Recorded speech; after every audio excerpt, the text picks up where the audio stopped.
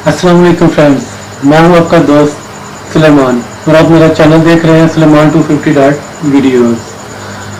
आज एक आपके साथ ऐसी वीडियोज़ शेयर करना चाह रहा हूं। ज़िला गुजरात में एक तहसील सराय आलमगीर है, उसके पास एक न्यू मेट्रो सिटी एक सोसाइटी बनी है जहां पे आज दो ग्रुपों के दरमियान ऐसा तनाज़ा पेश आया है कि जिसकी वजह से आज न्यू मेट्रो सिटी को भी काफ़ी ज़्यादा नुकसान पहुंचा है।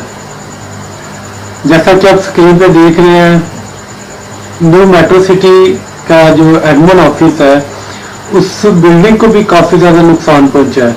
और मेरे पास आज ऐसी वीडियोस अपडेट के लिए आ रही हैं कि मैं जिन्हें खुद देखकर बहुत हैरान हो रहा हूँ।